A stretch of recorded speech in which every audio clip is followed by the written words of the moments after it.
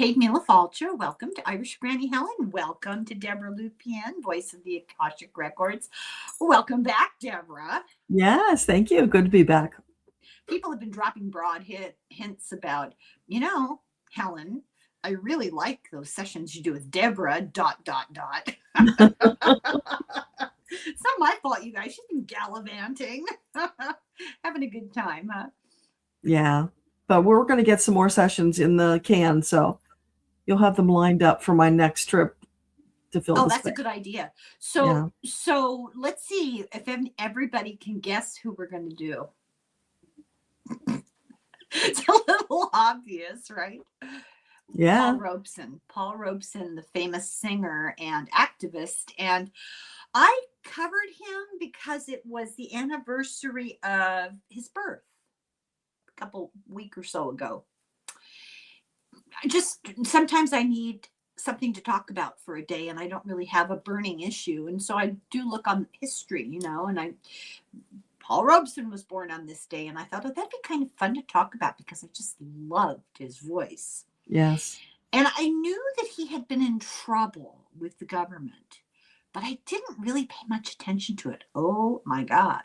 So he was a real contradiction, a real interesting person, gorgeous voice, and people were very interested in the video. And I get several requests. You and Deborah are going to do him, right? You and Deborah are going to talk about it. So here we are, as requested. Here we are. Yes.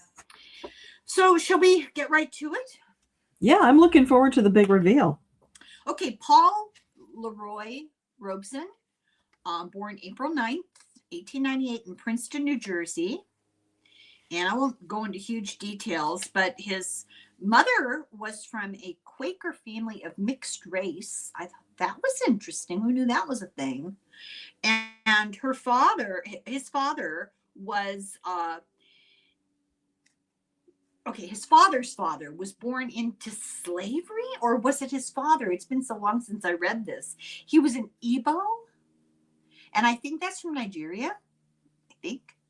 I should have looked it up. I should have looked it up. I'm making things up here based on what I've learned from 90 Day Fiance. So that's really tragic. But he was born into slavery. I think it was his dad was born into slavery. That would make sense because he was born in 1898. And his dad was an older father. So that would have made sense. Yeah. And he ran away. He escaped a plantation as a teenager. I just can't even imagine. I mean, it's just awful to think about. So shall we talk to Paul Robeson and ask him about his family? Yes. I need to pause for just a second because my light just went out and it's creating this weird effect. So I'll be right back. It looks fine. Okay. Hang on. Yeah? I'll be right back. I just got to get the light on. When you talk, your circle pulsates. It's very interesting. That's cool. Oh my God. I wonder if I'm the only one who can see that. Probably not. It's bizarre. Okay. Here we go. I'm back. All right. Now we got rid of that. The light went out. Remember earlier when we were getting ready, it fell. And so it just went out on me. And then it makes those weird black stripes. I couldn't see them. Okay. Maybe good. Only you could see them, but it's fine now. It looks fine. Yeah, it's really I like how your shirt kind of matches the pink glow. Did you do that on purpose? No, it was purely an accident. Oh, it looks good. Okay, so let's ask him about his mother's family. I was surprised. I mean, I knew that people had mixed race marriages. They were called mixed, but I didn't know that it was enough of a thing where there were prominent people of mixed race marriage in the Quaker church. I'm curious about that. Okay. Do you have a specific question or just talk about it? Well, how accepted was it? I mean, Quakers, I assume, were more accepting. But how accepted was it? What was that like? I mean, did he ever feel isolated because of that or accepted wholeheartedly? I'm just curious. Okay, so Paul Robeson. So tell us about your experience of being part of a mixed race family in the Quaker Church. What was that like for you?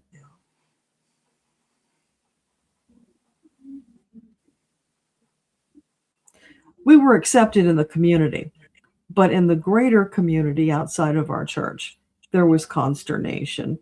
Not nearly the trouble it might have been had we lived somewhere further south, but there were always bigots everywhere. Just pretty much the same as it is now. I was just going to say, well, there still are, so that's no Yeah. surprise. I'm curious, was his dad that was enslaved and escaped? Did I get that right? So was your father a slave who escaped? Is that true?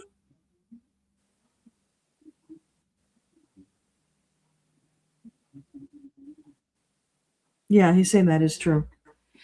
Did he tell him stories of what that was like to be a Yeah. child? Did your father talk about his time as a slave?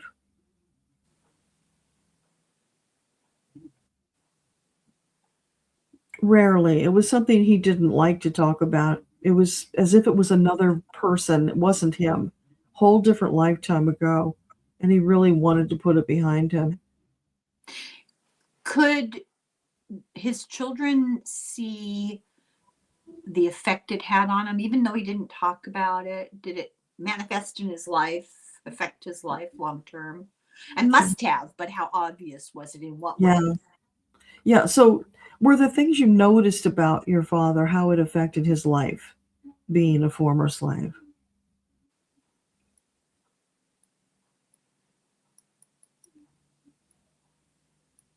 It's like he's showing me a picture, like the dog that gets kicked. And then every time you come near them, they think they're going to get kicked. And so they kind of recoil. So his father had these involuntary reflexes that they would notice.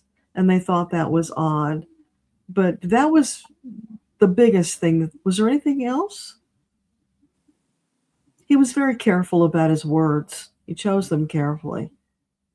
Yeah, I'm not surprised. The reason I ask, I'm not trying to be like a prurient interest.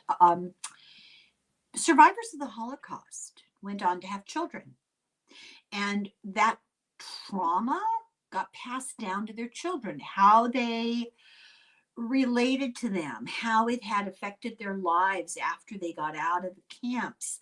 It had a lifelong effect, and I just wondered if it was similar. It had to be. I can't imagine that it wouldn't be. Yeah. Anyway, okay. We'll ask him. So, can you tell us, was there an effect on you that you were aware of because of your father's background? Well, you can tell by the interest that I expressed in my life, the causes that I took up. That was not happenstance. It was very personal to me. And yeah, of course, more sensitivity to social issues. Yeah, makes sense. So his dad was a minister. He had a church. I think I wrote this down wrong, and I didn't change it the last time. 1881, he was the minister of a Presbyterian church, but in 1900 he had a disagreement that had racial undertones, is how it was described. Between the backers of the church and his dad. And the backers of the church were white. What was the disagreement about? Because I could not find that anywhere.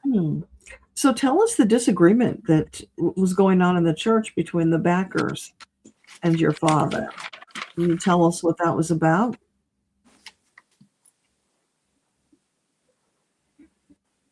It was about land. They were wanting to acquire some land, and the methods that they were using to do that riled my father up. He was very much opposed to it, but he was the lone voice, and they overpowered him. Yeah, he had no power. Yeah, I'm not surprised.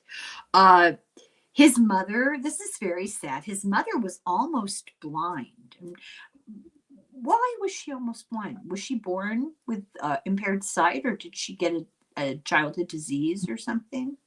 So tell us about your mother. She was almost blind. Was that from disease or was she born that way?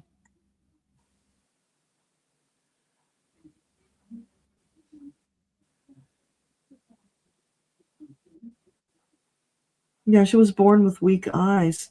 It's I think her mother must have had some kind of an infection or something that affected her eyes when she was born because I'm getting like the pink eye kind of thing. But he's saying it happened at birth. Yeah, that's not good. No. Yeah. Uh, so his mother died in a house fire when he was 6. That must have been a remarkable trauma, because what ended up happening, his father lost his job, his mother died, and they found themselves to be in financial straits. Can you talk about, it was just Paul and his brother Ben living with his father, and they had to move into the attic of a store. And I'm curious, were they working at the store, or did they just rent the space because nobody else wanted it and it was cheap? So they had a store, he and his father, or his father had a store? No, they were renting, or they were Okay. living in the attic of a store. But what was that arrangement? Were they working at the store and they let them live in the attic, or did the store rent the attic to them? Okay. So living in the attic of a store, was that because you were working at the store? No, it was just a rental. Okay. So what's really remarkable about his young years when he was in high school, he was this disgusting overachiever. Oh my God. He was the top of every class. He played, was it 4 different sports, and was at the top, like the head Wow. guy in every sport. He was singled out. He sang in the choir, in the chorus of school, and his voice was so beautiful. He acted in Shakespeare. Um, he was actually made fun of because of his athletic ability, like racial stuff. Yeah. He ignored it. Here he was, they were so poor, but he didn't let it daunt him, and he won a statewide academic contest and got a full scholarship to Rutgers. Graduated valedictorian of his class. Can I just ask him, where is that fair? He's talented at everything: singing, Wow. acting, sports, school. Oh my God, where did that come from? Yeah, tell us about that. You were so talented in so many areas. Where is that from? He said it comes from his father's side of the family. Was it had to be talent to a certain extent. How much of it was a desire to prove himself?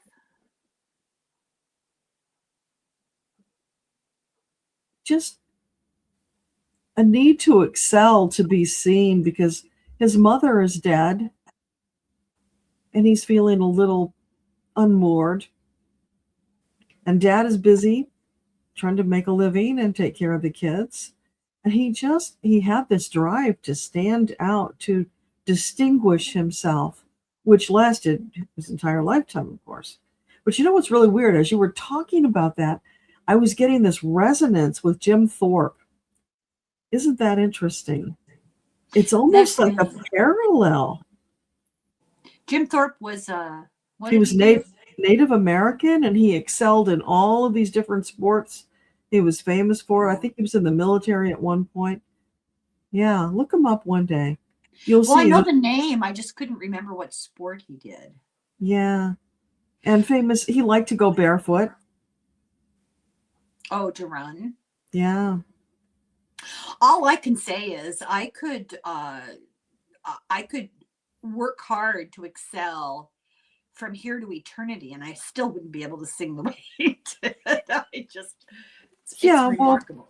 It's like a gene, and it's in the DNA, and it shows up periodically. And then there's this extraordinary individual that stands out in that line. And It's I think remarkable. that's what we're seeing, that parallel.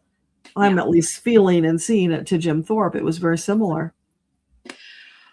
When he tried out for the football team at Rutgers, the white players kind of beat him up in the tryouts, accidentally on purpose. And the coach, interestingly enough, the coach was not having it, and he got on the team. But then he was the star of the debating team. He sang on campus with the Glee Club, which didn't really let him be a member, but he did it anyway.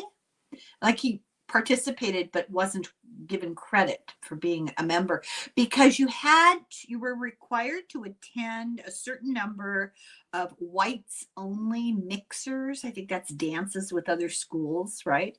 And he couldn't go, so he couldn't get credit as a student, but he liked to sing. How did that make him feel? I'm curious. I would be so resentful. How did he feel about that? Yeah, tell us about your experience with the Glee Club and being excluded from the activities. What was that like for you?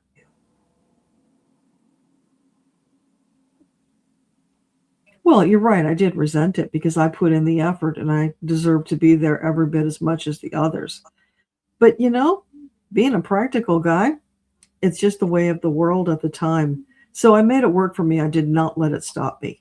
And if I had leaned more into resentment, I might have taken a different path. I couldn't do that.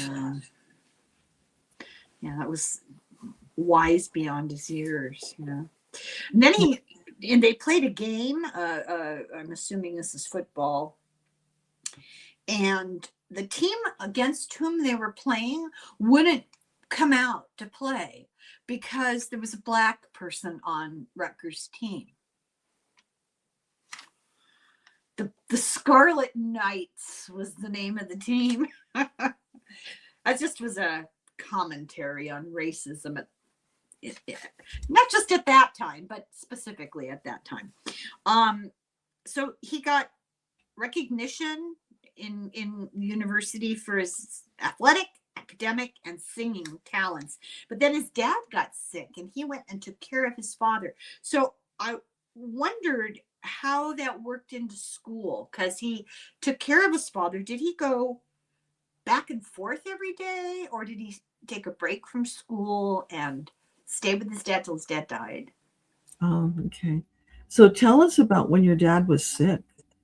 Were you going back and forth to keep up with your studies, or did you stay with him? He stayed. He couldn't leave him. But he continued to do his studies. He was able to communicate and get the information and do the best he could. And because he was so smart, he was able to do it. I mean, his grades were not as good as they might have been because he was distracted and tired, but he still made it work. That's just the kind of guy he was. Yeah, it's embarrassing for me. Just like, oh God, the excuses I can come up with. He's kind of jokingly saying he's part mule. Stubborn. Not giving up, stubborn, staying on course, just plodding along, getting the job done. It's a survival strategy. Yeah. Okay, so when he went back to school, he started getting more of an activist about the fact that African Americans went over during World War I and fought for the U.S. military, whatever, And then when they came back home, they came back to really horrible discrimination, especially in the South.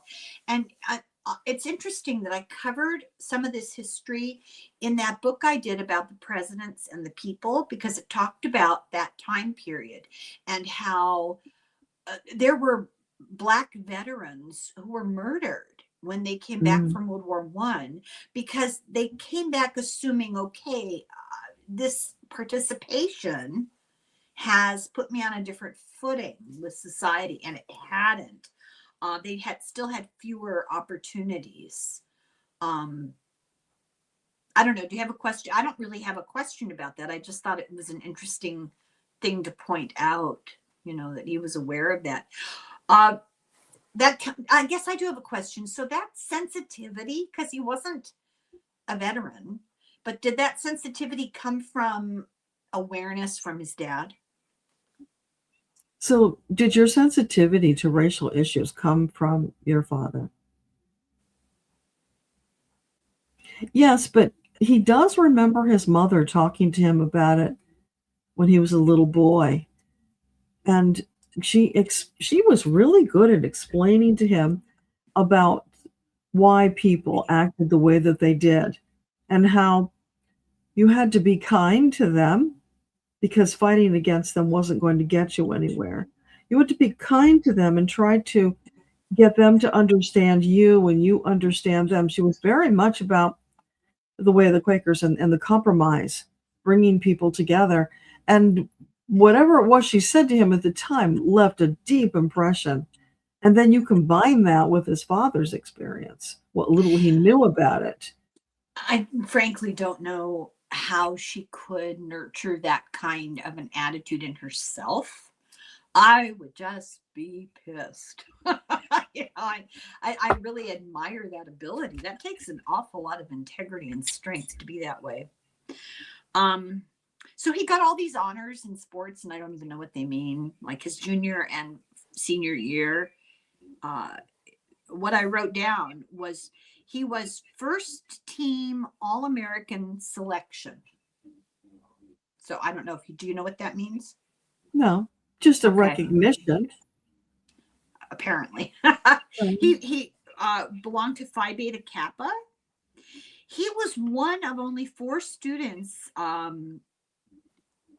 what's the word I want? Not inaugurated, but brought into, anointed, this secret society, the Cap and Skull, which kind of makes me nervous.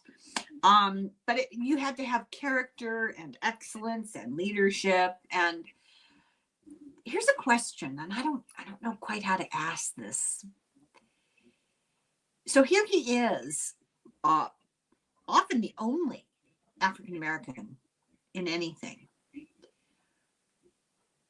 Did he feel like this sounds terrible because it sounds like I'm not giving him credit for his own excellence, and that's not what I mean. But did he believe that he was getting an honest interaction with his white fellow students, or were they performative? Were they patronizing, or was it a mixed bag? So what do you say to that, Paul? Yeah, more like a mixed bag. But he was always aware of being the trailblazer.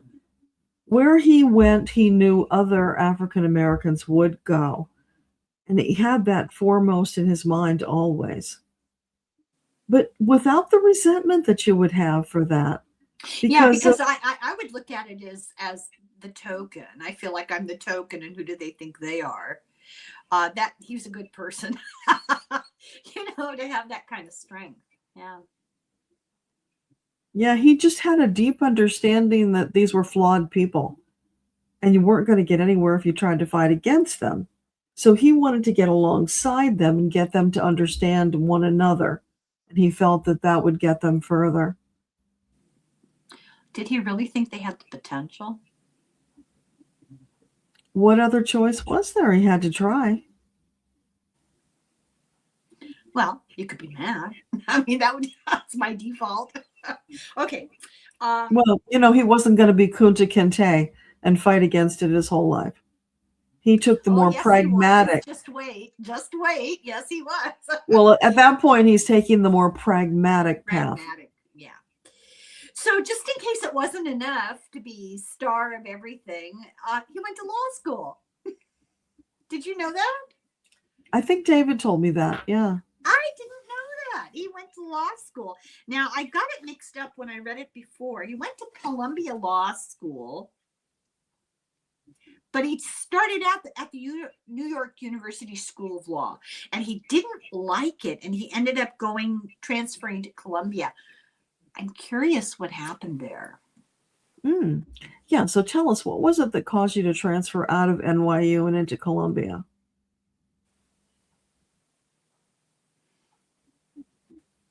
There were more doors closed at NYU. And it's like slamming doors in your face, more bigotry. Snobbery, yeah. Yeah. Well, Manhattan. Well, Columbia's in Manhattan, isn't it? Yeah, Columbia's it is. further up, though. It's Manhattan, but it's further up. Oh, okay. The subtleties of New York City class hierarchy are beyond me. I don't know. Okay, so he met a young woman. Her name was Essie Good. That cracks me up good. And she really pushed him to act. And we'll find out more along the way. She really pushed him to act. And I'm curious, does he think he would have pursued that at all if it hadn't been for her? Hmm. So would you have pursued acting on your own if you had not been encouraged? Probably not, because his interests lay elsewhere at that time.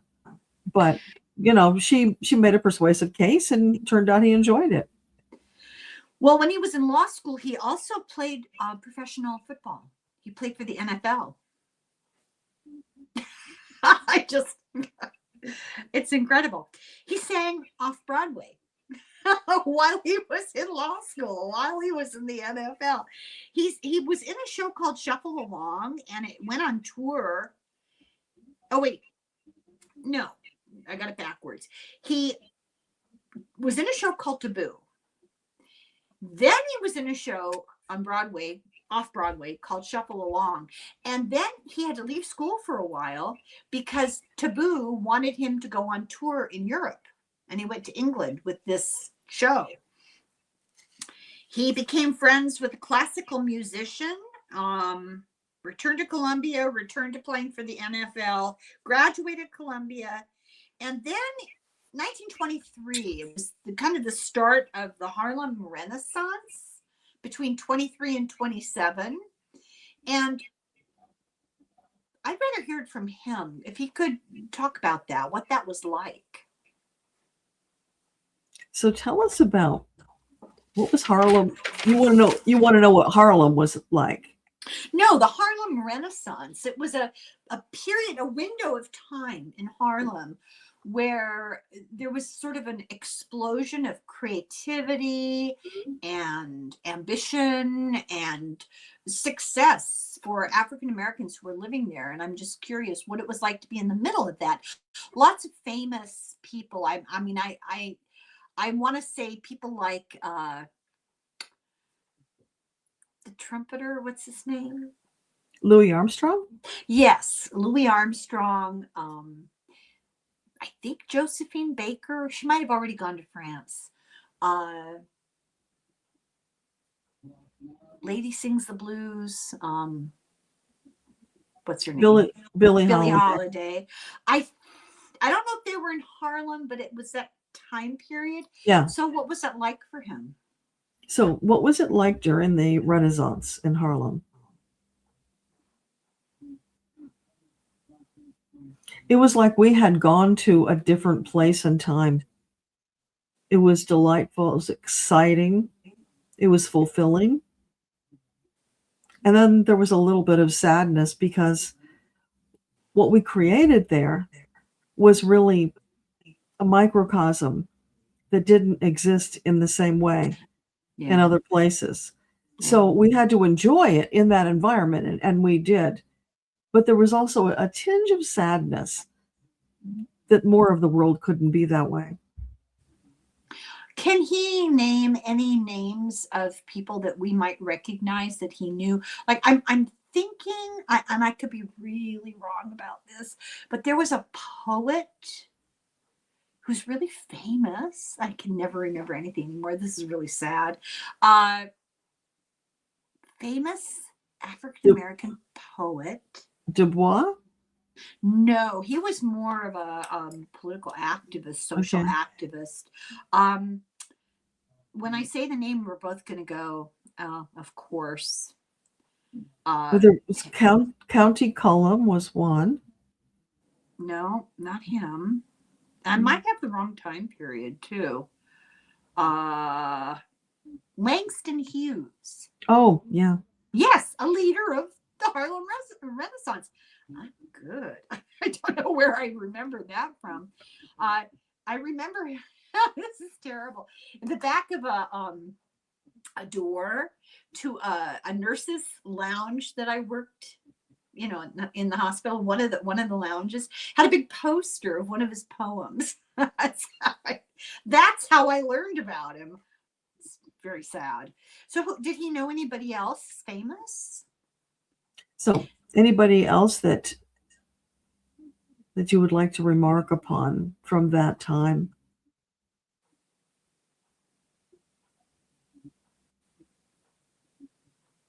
I'm not getting anything. Okay. So he quit law. He quit the law because of the racism.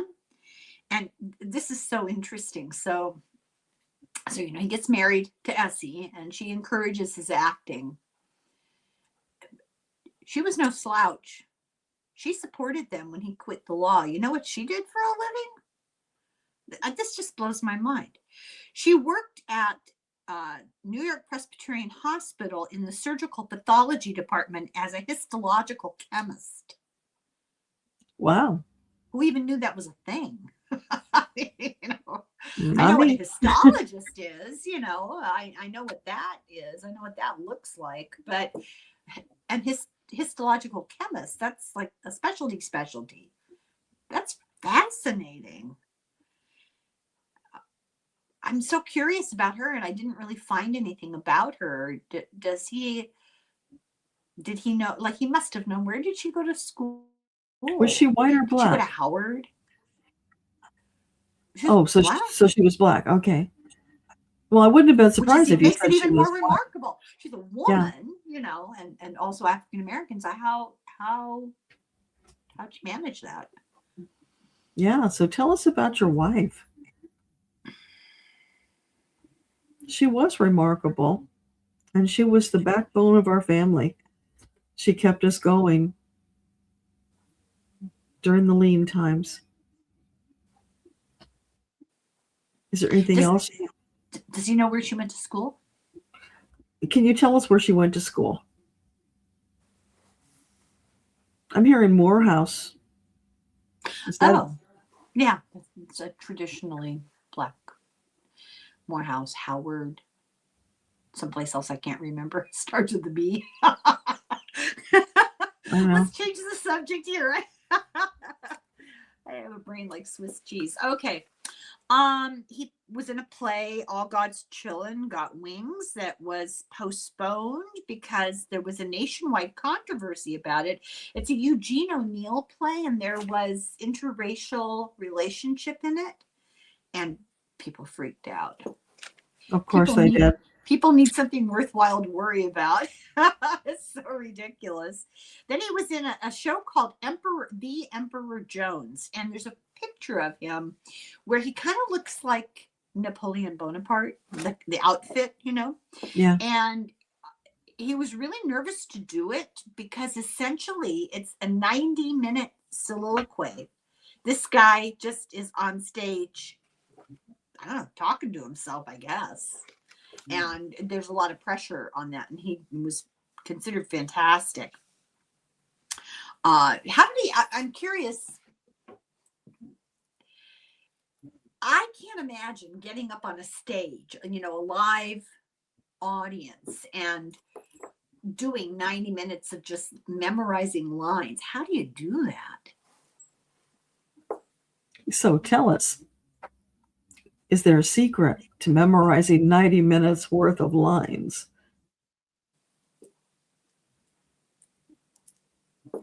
He's kind of got this sheepish grin, and he says, well, I kind of had a photographic memory.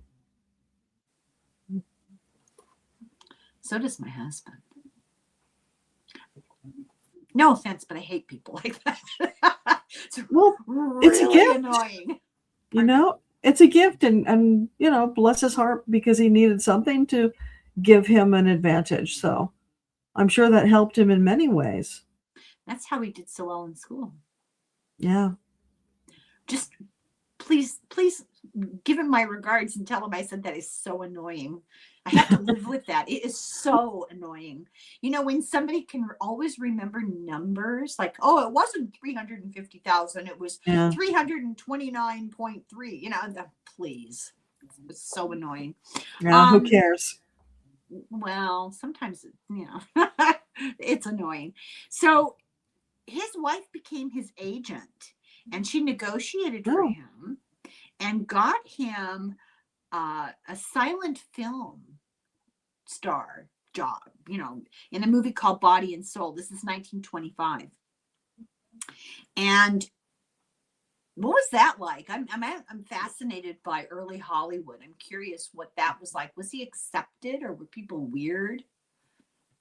So that film role, Body and Soul, what was that experience like? Well, in the acting world, there was more acceptance of differences among folks. So I fit in. We had a good time. I did my job. They did their job. But what was early Hollywood like? What tell us some good story about early Hollywood. Oh, so any anecdotes from the early Hollywood days that you care to share? It was a pretty wild time. Lots of drinking, lots of celebrating, lots of folks acting out in crazy ways. Yeah, I've read that the population of Hollywood, you know, that part of Los Angeles, just exploded. All Mm. these people who wanted to be discovered for films, and they were all young and beautiful. And so it was like one big, gigantic party all the time. Is that true? It was just a big, gigantic party all the time. Well, a lot of the time, not all the time. He showed me a picture of the Marx Brothers. So I don't know if they were friends. Are you saying you were Oh, well, friends? they were kind of frantic and crazy, you Yeah, know. it was the energy. Yeah. So you were friends. Were they friends? Yeah, were they friends? Yeah, he's saying yes. And specifically, the one who didn't speak, was that Harpo? I think so. Yeah. That's the specific face I saw, but the others were there behind him. I think, you know, I read Groucho Marx's autobiography in the late 60s. You know, I don't barely remember. I love the book. He was very interesting person, very interesting family. They were extremely poor in a Jewish tenement in New York. And his mother was absolutely determined that her children would make a go of it in the new world, you know. And I think, if I remember correctly, they actually shared a violin. And she insisted that they all learn an instrument and excel in school. I mean, she really put her toe to them and made them, you know, do that. And I think there were 5 or 6 brothers. Yeah, A at least couple of them, 5. yeah, a couple of them were kind of behind the scenes. And you didn't really, you know, they early on, they didn't have a shtick, a personal shtick, or they didn't want to do that all the time. And they were more like managers and, you know, took care of the money and that kind of thing. But they Yeah, were very, Zeppo was one of them. yes, yes, yes. Really interesting family. Mm. But anyway, that's neither here nor there. I'm not surprised that they were friends, because that's the kind of people that they were. You know, I think Jewish immigrants. So maybe they could relate a little bit to Maybe. prejudice. Yeah. Yeah. So his wife became his manager, and she was very successful at that. He sang spirituals to raise money for charity for single mothers. How did he get into that? So how did you end up singing to raise money for single mothers? I was asked. Yeah, well, not everybody would say yes. I mean, that's remarkable. It was a good cause, something he could get behind, and yeah, he feels like it was an honor to be asked, so of course he said yes. No, he hasn't met all the people in Hollywood today that are just too good for anything. You know what I mean? Yeah. Kind of, they're above doing anything for anybody. So then he got a contract to record a record, which new technology, went to London. Oh, this is what I wanted to ask about. So he did Emperor Jones again, but in London.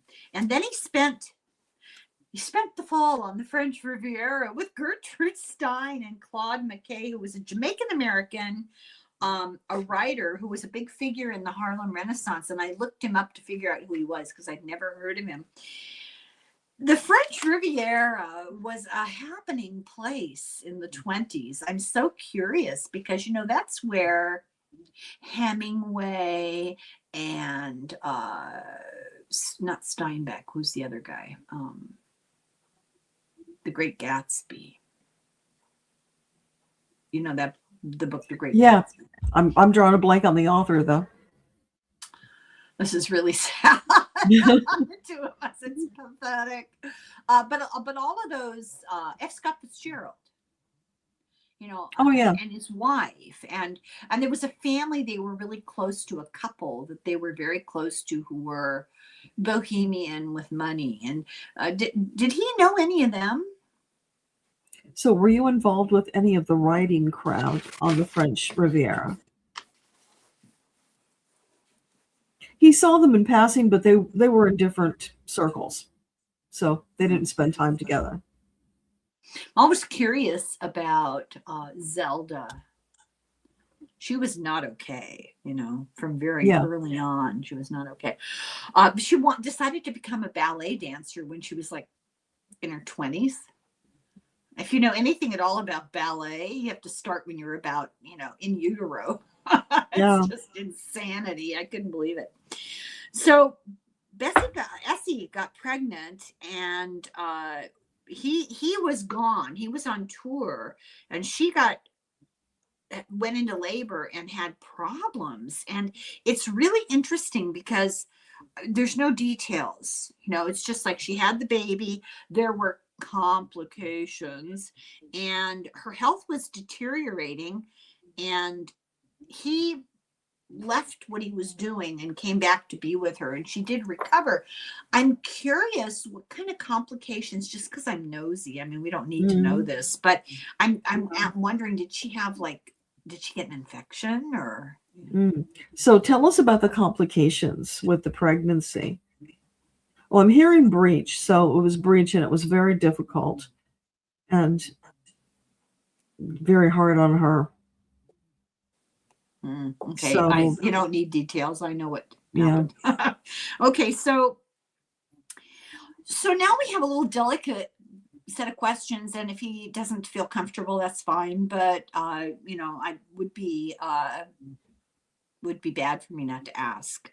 So he had several affairs, several relationships outside of his marriage, with Frida Diamond and Freddie Washington. And did he ever call them by the wrong name? Frida. That's what I was thinking when I was writing this down. Like, wait, what was her name? What? They had the same name. And no, they're just transposed a little bit. And then a white actress called Peggy Ashcroft. And also a woman called Yolanda Jackson. And his wife thought about getting divorced, but they decided not to, partly because of his job. So can he talk about that? About why they decided not to get divorced? Well, just, the whole circumstance. And did he get their names mixed up? Okay. So during your wild days when you were dating all those other women, did you get their names mixed up? Yeah. You just call them all darling and it's all good. Oh, that's so bad. For shame. Oh, tut. Well, I guess my question would be why? If you have, why would you? I don't understand, just in a larger general sense, why anybody would have an affair. Because to me, it feels like uncompleted business. If you're unhappy, then end one thing before you start another. That's just my personality, right? So I've never understood making life complicated like that. It's so complicated. I couldn't handle the drama. How did, why? Did he thrive on the adrenaline or? So tell us about it. Why would you stray outside your marriage if you had a good marriage, as it seems you did? You have to understand, in the world I lived in, there were beautiful women throwing themselves at me all the time. I'm only human. Sometimes I slipped. Didn't mean I didn't love my wife. But I also would admit I have a pretty big libido. And it was nice to have the outlet. That's more honest. The only human part. I mean, come on. Not born yesterday. Well, I can understand. I can understand people being a little bit predatory. I'm not blaming the women. I'm not giving him, an easy out. But I could see a situation. I'm too lazy to get into complicated relations. It's just too much effort, too much emotional energy. I couldn't handle it. But they patched things up, I guess, he and his wife.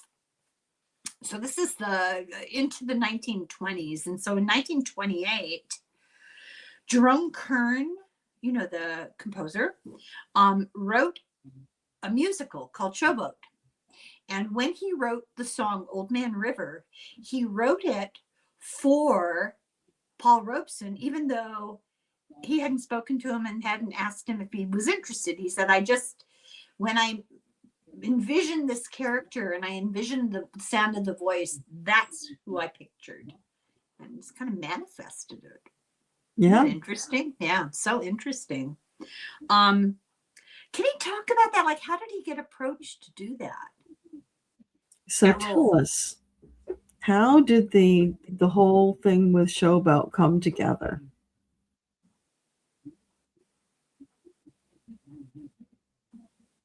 So the composer used an intermediary to reach out to him and kind of broach the idea to see whether he would be amenable. And he loved the idea.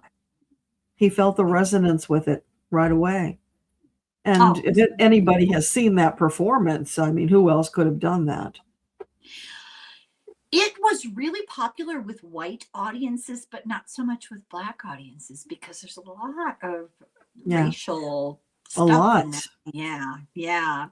So in 1932, the writer Edna Ferber, she went and she said, I have never seen an ovation like that given to any figure on the stage. That audience stood up and howled. The show stopped. It was a showstopper. He sang it again. The show stopped, and they called him back again and again and again. How do you go on with the play with that kind of adulation? It just must be disruptive to the rhythm of the play.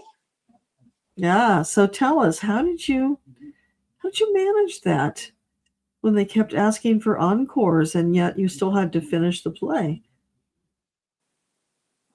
Well, you don't say no to the audience.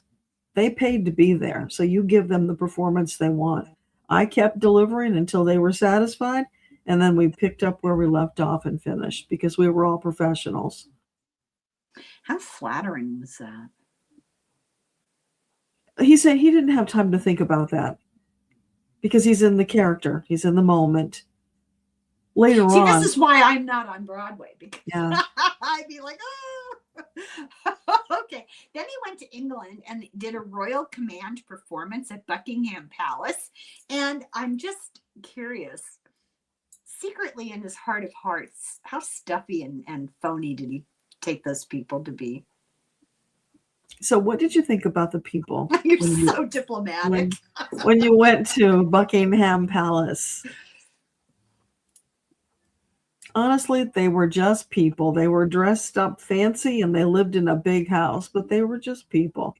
I wasn't impressed by folks who had lots of outward appearances and money and jewelry. That never impressed me. So I just saw them as people, and I met them on that level. I agree, but what I really want to know is how impressed were they with themselves? That's what I want to know. So Helen would like you to comment on how impressed negatively, I hope. how impressed they were with themselves. Well, I suppose they were. I didn't really pay much attention to that. Oh my God. That'd be the best part of the whole trip. Okay. So he became friends with members of parliament. I think that's very interesting given the times, right? Can you guess how many performances they did of Showboat, like the whole musical? This was the Royal Theatre's most profitable venture ever. Oh. 350 performances. And what would normally be? I don't know. Well, at that time, they had a smaller population. So yeah, I guess that would be a lot. I have to assume they had like a weekend performance and a matinee. Or would they do something in the middle of the week? I don't know. They must have had people who went multiple times. So back then, did they have the show every day of the week, or was it just certain days? Just certain days. So yeah, the matinee on the Sunday. They took Monday off.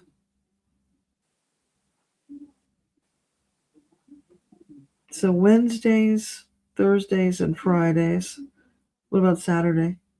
Yeah, they did Saturday too. And they'd have to do a Saturday. So Monday, they took Monday off. They do a Sunday matinee, maybe.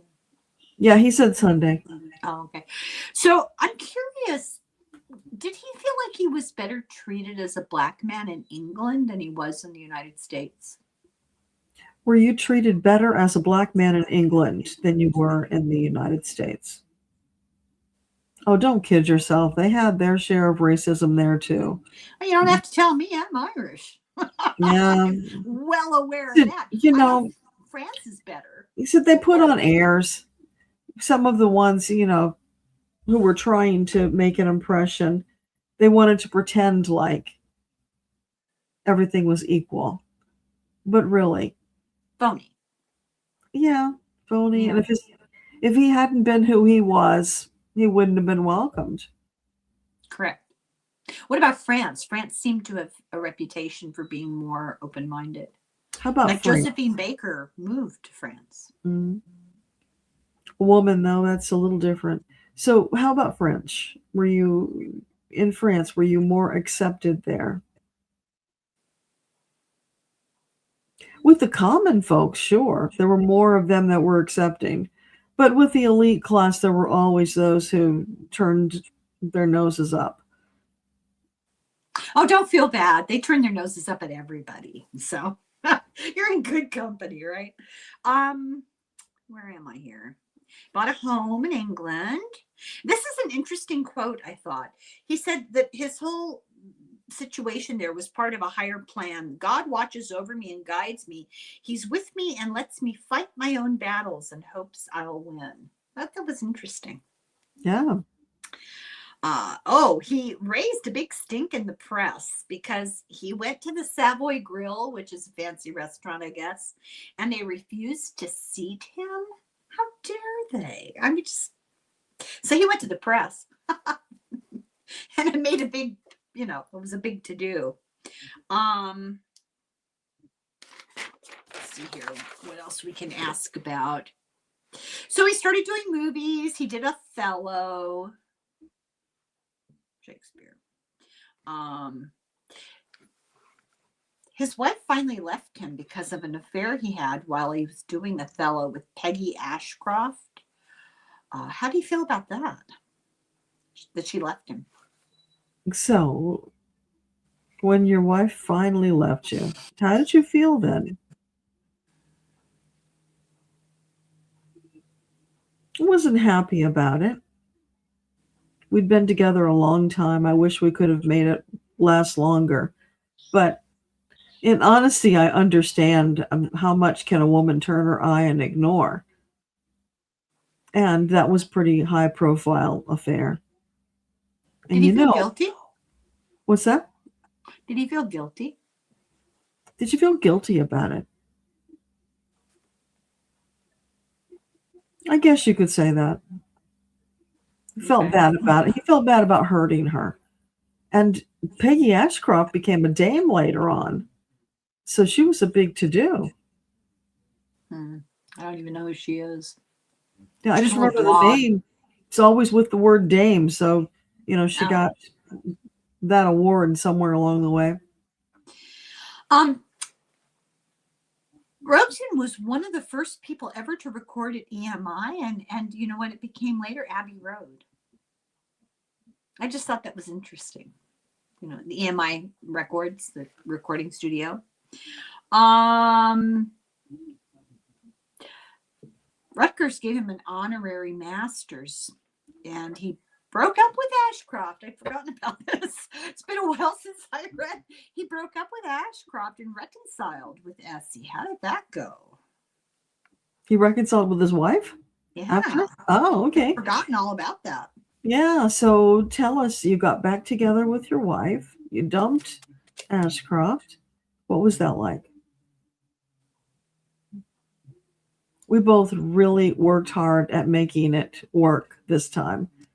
And I was more appreciative of her because she was willing to take the chance on me. It was a special time for us. This is a really interesting part of his life because he started taking an interest in his African heritage. He studied Swahili, he studied African history, and then this is where all the trouble started. He visited the USSR. He had friends who were in anti-imperialist movement and other friends who were British socialists, and they all went together to Russia, the USSR. And on the way, they stopped in Berlin. So we're talking 1934. They stopped in Berlin, and that was just a bad time in Berlin. They got to see Nazi racism, first person. But then they just stopped there on the way and went to Russia, USSR, and he loved it. He said, I walk in full human dignity here. So I'm really curious about Berlin, that experience. Could he feel what was brewing in the air? So when you were in Berlin, were you aware of the undercurrent of racism that was brewing in the country?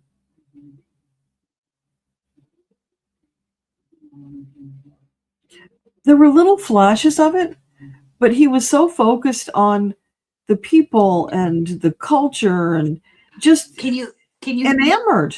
Hear me? Pardon? You froze. There you are. No? You still froze. No, come back.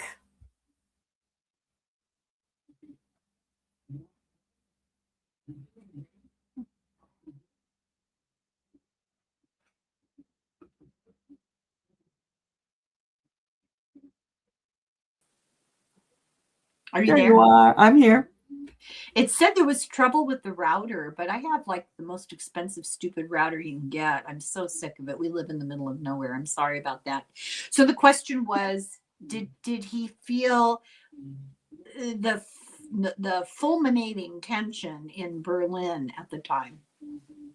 Yeah. So what he was saying was that he was so enamored with the culture and the people and, just everything that was there, that there were little flashes of it, but he didn't really focus on it too much at that time. But the rise of the Nazis and the political upheaval, there was really serious stuff going on, and they tried to cover it up. It's interesting. I've been listening to a book that I read a long time ago by Eric Larson, the guy who wrote The Devil in the White City, about H.H. Holmes, the murderer at the World's Fair, Chicago World's Fair. Oh, if you've not read that book, you need to read that book. It's really good. He's a great writer, Eric Larson. So he wrote this book called In the Garden of Beasts. Have you ever heard of the Tiergarten Park in Berlin? No. Okay, well, the Tiergarten is this very famous, gigantic park in the heart of Berlin, and the word means the Garden of Beasts. And this is the true story of the American ambassador to Germany and his wife and daughter, peripherally his adult son, who lived in Berlin as Hitler was on the rise and interacted with these Nazis on a daily basis, and what that was like. It is just fascinating. I'd forgotten what a good story it was. Well, one of the things the book talks about, this is why I'm asking Paul Robeson this. One of the things the book talks about is this veneer that everything was fine. The Nazis were all refined gentlemen, well-educated, and they all were very well-educated, most of them, not the brown shirts, but the others. And while they had this illusion of everything being great, they were just murdering people right and left, making certain people's lives absolute hell, while other people conveniently didn't know, they could turn a blind eye. So I'm wondering, were he and his party aware that this is what was going on, or as tourists were they just oblivious? Yeah, he's saying he was just so enamored of the culture and the people that he had peripheral like flashes of something being off, but he was distracted by what the party and the friends were doing, so he didn't really focus on it. He knew something was off, but he didn't really know what it was. So then they go to USSR, and okay, so I have to ask this. He was a big supporter of Stalin.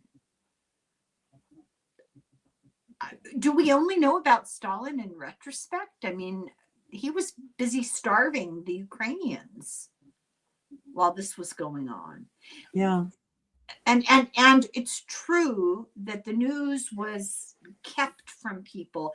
The stringer sent by the New York Times to live in Moscow and write about all of this, spent his time going to orgies. This is honest to God. Spent all of his time going to orgies and didn't pursue it.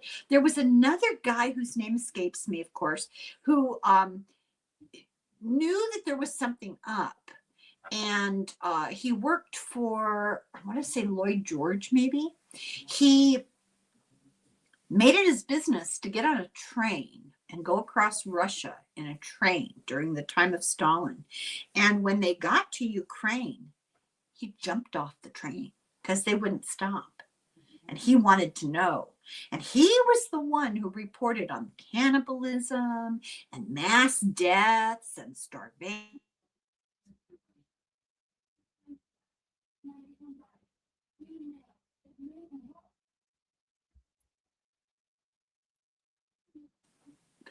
Hello. Hi. The guy. Oh, froze again. Of New York Times, for what a great journalist he was. So my question, I'm setting up the scene here. My question for Paul Robeson is, was there really no hint, being in Russia for any length of time, that this was going on in the background, that Stalin was becoming a complete and utter maniac? So tell us about your time in Russia and Stalin. Was there no clue that you noticed about the horrific deeds that were going on? You spoke so highly of Stalin. How could that be? How do we justify that?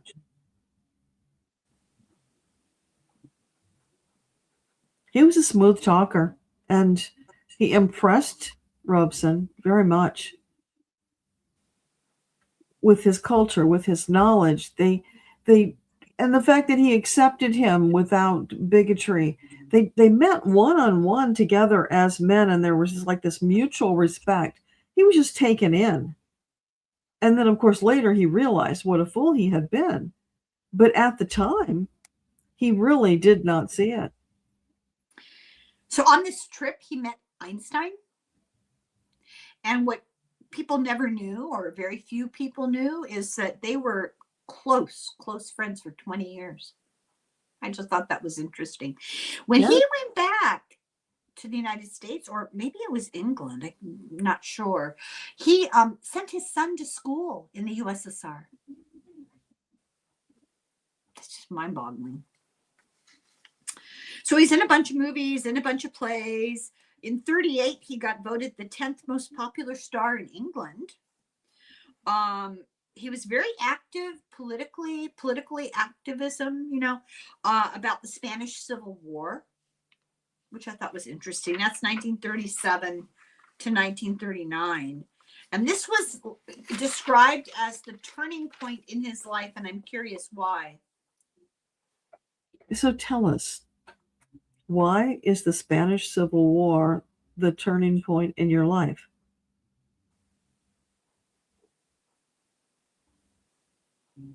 It was a great awakening for me. I had been pampered and sheltered in a certain circle of society and culture and accepted, unlike many with dark skin. My experience was quite different from the average person. And it was at that time that I finally had my awakening and I saw the truth. And what a fool I had been for falling for all the smooth talk and the promises. They just wanted me for my talent. It wasn't about me, the man. Things needed to change. I had a pulpit, I had a voice, and it was time for me to use it. His business agent tried to talk him out of it because it wasn't good for business. And he was really interesting. He said that contemporary events trumped commercialism. And then he made a statement, a quote, and they put this on his grave. The artist must take sides. He must elect to fight for freedom or slavery. I have made my choice. I have no alternative. It's fascinating. Because, you hear a lot of commentary today, and it's on all sides. Well, he's just a singer. He's just an actor. She's just a writer. What right do they have to make a comment? They're not politicians. They're not leaders. Why don't they just keep their personal opinions to themselves? I think it's very valid to say he had a platform. And everyone is entitled to an opinion. And if you have the opportunity to advocate for something that is morally important to you, why wouldn't you speak out? For example, Bruce Springsteen, right? For example, Robert De Niro. These are people who don't need to get messed up in politics. There's nothing to be gained for them, Good for them. He's saying it's values. At his core, he remembered the values that he was raised with. Yeah, I agree. So he went to Spain and sang for the wounded. He went to the front lines to motivate people. He hosted Nehru,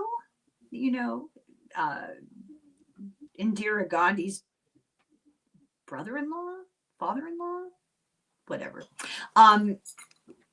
But he connected with Nehru, who was at the time fighting for Indian independence from England. So he decided to focus on the ordeals of the common people, like he said. He just realized, and he joined the International Committee on African Affairs to become an advocate for African nationalism and political independence. and he was in England at the start of World War II. And I'm curious, I guess, correct me if I'm wrong, he was fighting against colonialism in Africa. Am I understanding that right? So you were fighting against colonialism in Africa. Is that what it was about? Yes. So they left England. He was told, you're on a list, and if they invade England, the Germans, you're going to be arrested. So he left England, went back to the United States, was on Broadway. 1939, his family went back to New York, and he moved to Connecticut. He did stuff on the radio. He was voted Collier's #1 entertainer in 1940. So this is the kind of thing he faced all the time. This has got to really wear on your soul. In 1940, he went to Los Angeles. The Beverly Wilshire was the only hotel which would give him a room, but at an extremely inflated price, and under an assumed name. They didn't want anyone to know there was a Black person staying at their hotel, and they made him pay for it, right? Highly. So what did he do? This is great. He made a point of sitting in the lobby of the hotel every day at peak traffic hour for hours, and just sort of drawing attention to himself, and, oh, hey there, how you doing? Yeah, I'm staying in room whatever. And he made such a stink that in Los Angeles, the hotels lifted their restrictions against Black people because of him. I'm just dying to know how they acted when he did that. Did they just about, well, I can't say that. Did they lose it? Yeah, so tell us about the reaction of the hotel when you started making yourself known there on a daily basis. Well, they were mortified. They looked for any way they could to dissuade me from doing this. They tried to remove me. They tried to pay me off, but I would not be moved. And eventually, being the stubborn mule that I am, I outlasted them. I just think it's hilarious. So in 1942, he narrated a documentary called Native Land, and it was called Propaganda, commie propaganda by the FBI. So that whole attitude was starting. It was, the topic of it was about trade unions and advocating for trade unions, commie propaganda, labor organizing, Then he was in another movie called The Tales of Manhattan, and he just said, I'm not going to be in any more movies because it was demeaning. What was it about that movie that was demeaning? I couldn't find that. So tell us, what was it about the Tales of Manhattan movie that was so demeaning for you? It was a culmination. It wasn't that movie specifically, but it was the culmination of the little slights and the snide attitudes. At that point in my life, I was satisfied. I had been there, done that. I was looking for something that brought more satisfaction to my life, more fulfilling. And it was just an excuse to walk away. So he did Othello on Broadway during the war. And it was the first time an African-American star had an entirely white supporting cast. That raised some eyebrows. And he advocated for Russia, USSR, all the way through the war. If I say Russia, I mean the USSR, but it's too hard to keep track.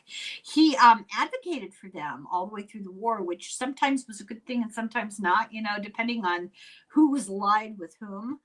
And he was also trying to get Africa, to get the colonial powers to leave Africa alone, to stop exploiting them.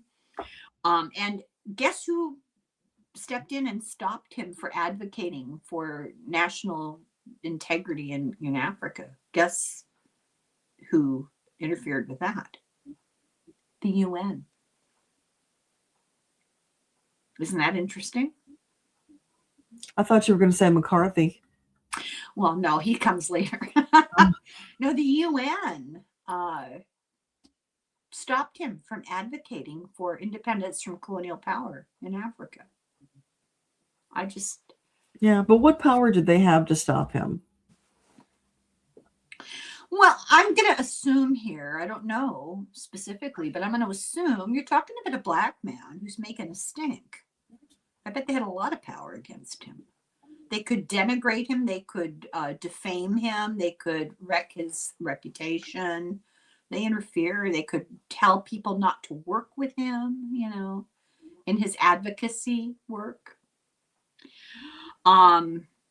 He supported the Republic of China against Japan and did benefit concerts.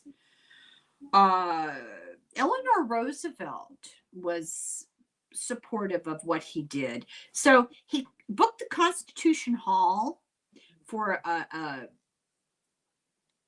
benefit concert, and the DAR blocked him because of his race. And they did that with Marian Anderson too. And both times Eleanor Roosevelt stepped in and fixed that. I'm curious, I'm not Native American. I mean, I was born elsewhere, and I'm offended. Well, the DAR is interfering with, that just blows my mind. How could they do that? Well, they had a lot of power back then. Yeah. Hello, Daughters of the American Revolution. What was the revolution about? Apparently white supremacy. Yeah. Just saying. So what did you think about Eleanor Roosevelt? So what did you think about Eleanor Roosevelt? She was a remarkable and gracious woman. I deeply respected her. I think we understood one another. You and I did a thing on Eleanor Roosevelt, and I can't remember if it has been published or not. No, not yet.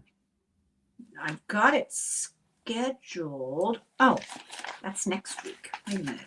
I think it's scheduled for this week. Oh, look at that. It's scheduled for the day after tomorrow. There we go. Okay. I was titrating out our little sessions so that they weren't all clumped together and that people would still remember who we were. It's all very delicate. So he got himself into a lot of trouble for his advocacy, for his activism, for his opinions about China and Russia and just all of it. He got on the Attorney General's subversive list. That's a list you don't want to be on. He met with Truman to try to get this is also in that book, The Presidents and the People, the lynching laws, the lynching that was going on. They wanted to get anti-lynching laws, and the behavior that was going on was so bad. And he went and talked to Truman, and I want to ask, I got the impression he kind of lost his patience, and he warned Truman that if you don't do something, Black people are going to take it into their own hands. So how did that conversation go down? So tell us about your conversation with Truman about racism.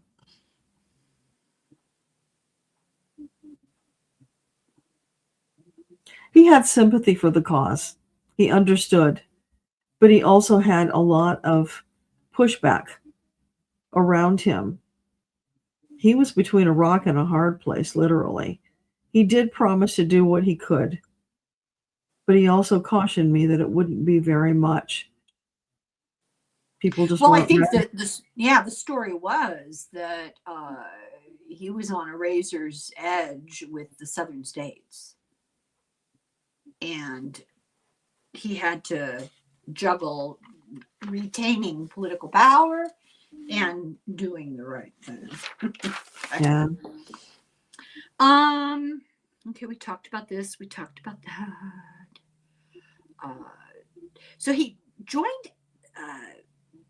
the Tenney committee, and I'm not even sure what that was. I didn't look it up, and some sort of communist thing, and it got him in trouble with the government. It got him on a bunch of lists. They just thought he was a troublemaker. Was he aware? Was he aware that they were so disgruntled about him? Were you aware that the government was watching you and had you on these lists and thought that you were what's the word? Something. Trouble anyway. Dissident, yeah. Dissident. Were you aware of that?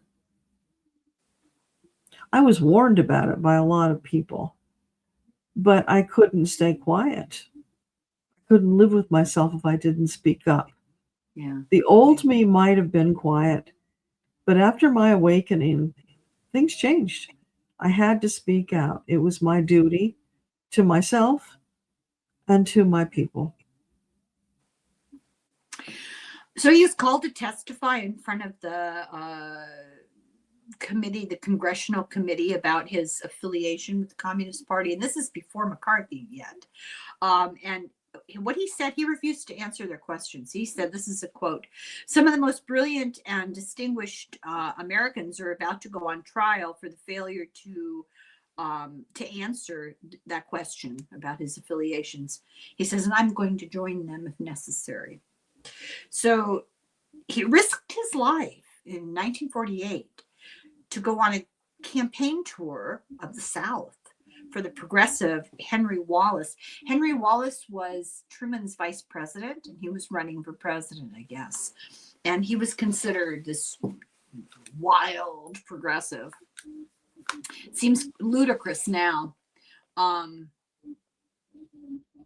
So what happened is the FBI and, old what's his face, J. Edgar, blacklisted him from music performances, concerts, movies, plays, and recordings. And he couldn't make any money. He had to go back to Europe. And so this is after the war. He went to the Paris Peace Congress, and he made a statement that didn't go down well in the United States. He said, "American wealth was built on the backs of white European workers and millions of blacks, and we shall not make war on anyone." He was an advocate for peace. And what he was talking about, the white European workers, there were a lot of white Europeans who were shipped over here, some as prisoners and some as indentured servants. So they would get their passage paid for to get out of England. And then they'd have to work for a certain amount of time. It was usually 7 years, but not always. It could be more. And they kind of work off the cost of their passage for free, kind of temporary enslavement. So the indentured is what it was called. So he belonged to this group. We support peace and friendship amongst all nations. And, the big mistake was, and with the Soviet Russia and the People's Republics, meaning China and, wherever. So he got blacklisted. Can he describe what that felt like? So can you tell us about when you were blacklisted? What did you do? How did you feel?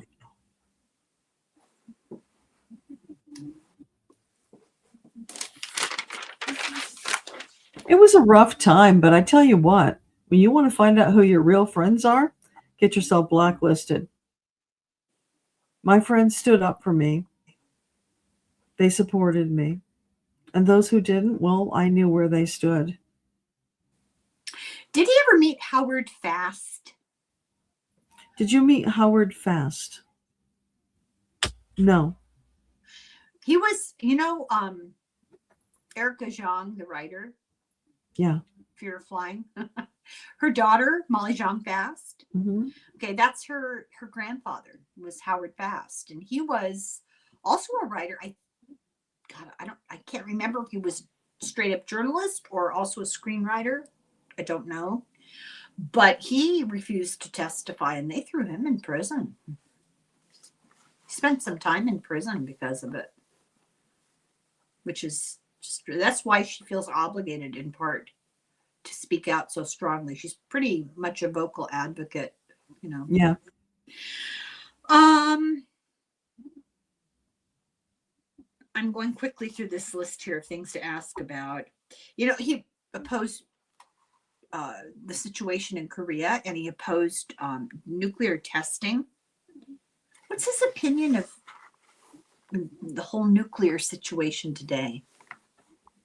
So what would you say about the nuclear situation in the world today?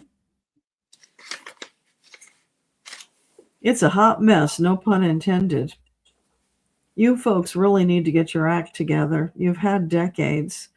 It's deplorable that the world has gotten to with regard to nuclear. I fear for your future. I was just going to ask that. I think maybe he's reading my mind. I was going to say, how worried should we be? Seriously, how worried should we be? Oh, I didn't hear what you said. So are you saying we should be worried? Worrying doesn't do anybody any good. You should be active. You should be out there advocating, pushing your governments to make change, to stop with all the wars. Okay, I don't know if you can answer this, but you know, I don't think we're passively worried. We're concerned, and I do think that people are trying very hard. It's difficult. He should know this. It's difficult when you don't really have any power. Who is the biggest nuclear threat? So who would you say right now is the biggest nuclear threat? The U.S. So if I ask this question, I don't know if you can answer it. You know, is the person who has control of the button, and I think you know who I mean, is he just looking for any excuse to use a nuke? Oh, he says you're assuming he's capable of rational thought. No, I'm not. I think he's batshit crazy, but that doesn't mean that he's not itching to kill people. Yeah. What he's showing me is that if left to his own devices, he would be in there pushing buttons left and right, but he is being controlled. By whom? There are some people who are holding him back. They're putting obstacles in the way to keep him from getting there. They whisper in his ear, they distract him because he's like a toddler at this point. Right, but who? Because everyone we're aware of is equally crazy, or I should say amoral and self-serving. Yeah. So can you tell us who specifically?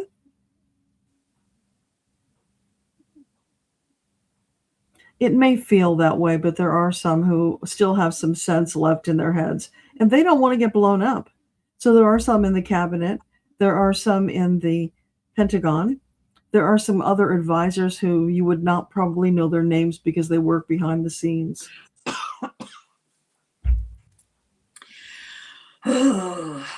So anyway, it's crazy. So I have a whole page full of, you know, his activism and who got mad at him and what kind of sanctions and the fighting back and forth. And he tried really hard with the UN, and he did something really interesting. He kind of embarrassed the United States on an international stage by taking the arguments against lynching and racism and inequity, lack of civil rights, taking it to the UN, taking it to The Hague, taking it out on public display, sort of like, you know, airing your dirty laundry, you know? And people in the United States were not best pleased with him. They took his passport away, blackballed him, blacklisted, well, whatever. But Stalin liked him. He gave him the International Stalin Prize. I don't know. Wow. What does that remind you of? Yeah, that's exactly. I was thinking about that football prize. That's what I was thinking about. Labor unions had him sing at their International Peace Arch event, but then McCarthyism came to an end, and he told the House Un-American Activities Committee, whether I am or not a communist is irrelevant. The question is whether American citizens, regardless of their political beliefs or sympathies, may enjoy their constitutional rights. Well said. He was universally condemned in the U.S. press. What does it feel like to know that you're on the side of right and yet to be so vilified publicly? So can you give us a hint of what it feels like to be vilified publicly when you are morally on the right side?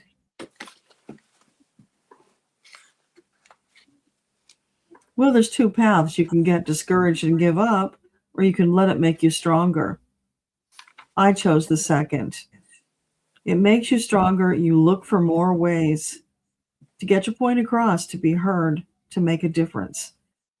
And then you can die knowing that you lived a righteous life, that you did all that you could do. It's admirable. They didn't let him perform in the United States. Canada put pressure on the American government to let him go perform in Canada a little bit. And England, the same thing, to let him record, I think, on radio to England. They finally gave him his passport back. And it had less to do with him than it did with a Supreme Court decision for somebody else. And so they had no choice but to give him his passport back. Lots of international acclaim, and he went on a world tour. And he performed in England and Moscow. He met with Khrushchev in Yalta for vacation. So he vacationed with Khrushchev. I thought that was really interesting. What did he think of Khrushchev? So tell us what you thought of Khrushchev.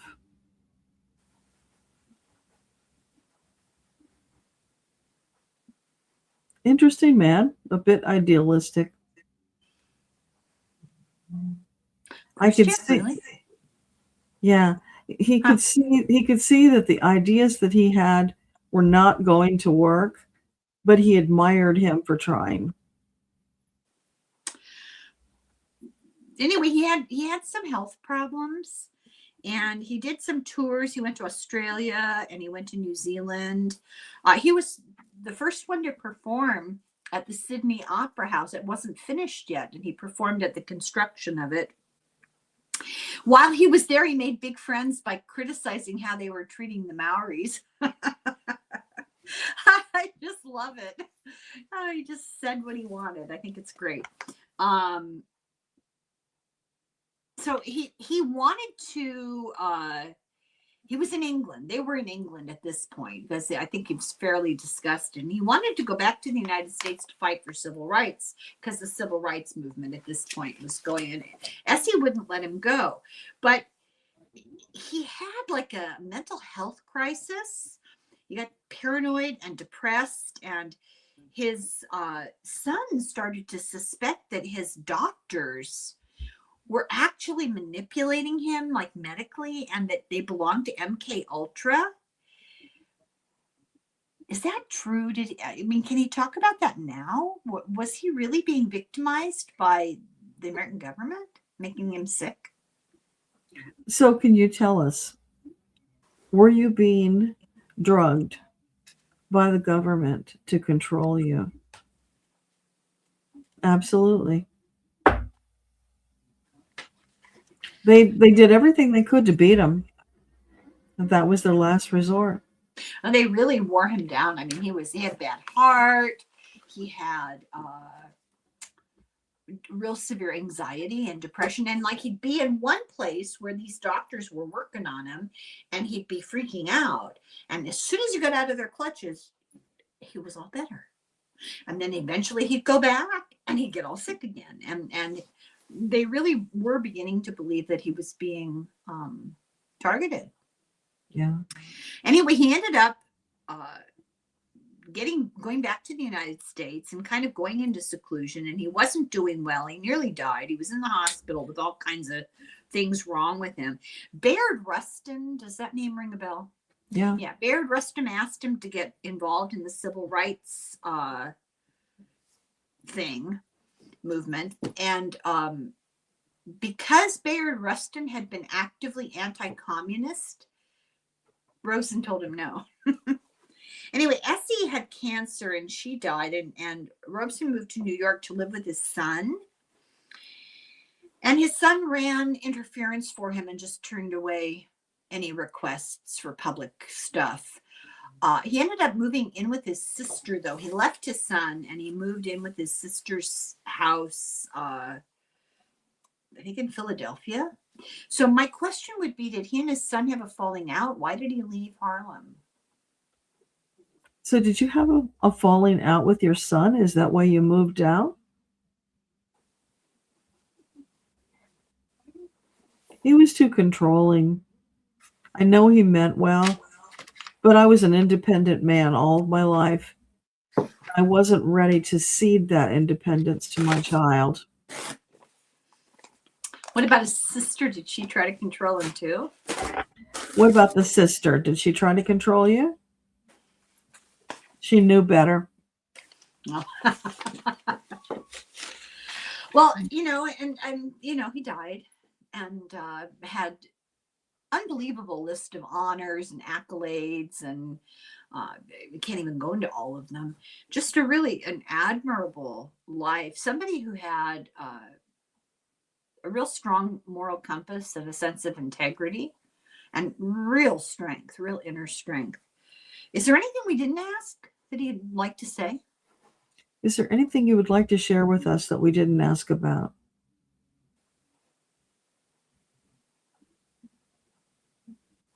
I can tell you I'm damn disappointed about the state of race relations in the world.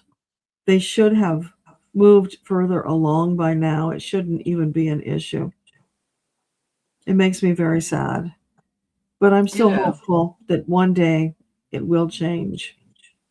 Or your civilizations will all crumble, because you cannot continue on building on the backs of others. Equality must one day come to the forefront. Well, you're right. You're absolutely right. And I think some of us know that. Yeah. It doesn't pay the people in charge to have unity. If everything was equitable, where would be the profit? Really is what it boils down to. It's very sad. I agree. It is, yeah. So how old was he when he died? 77. That's all. I would have thought much older based upon all the things he did. He crammed a lot into his life. Oh, he's such an overachiever. It's exhausting. He makes all of us just look like lazy bones. It's just incredible. I'm struck. I'm joking, but I'm struck by his strength of character. Yeah. You know what it reminds me of?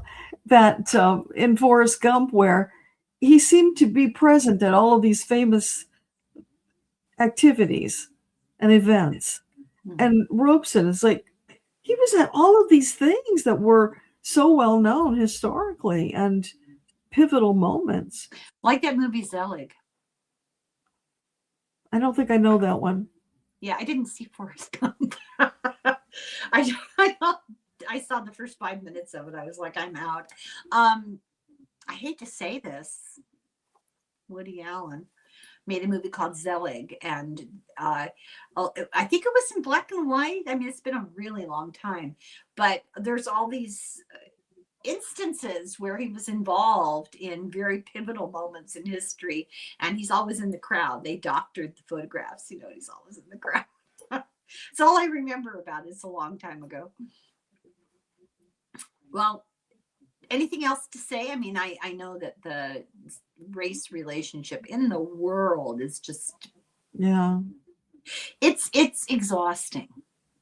Oh, he's saying he's happy to still be remembered. He appreciates that.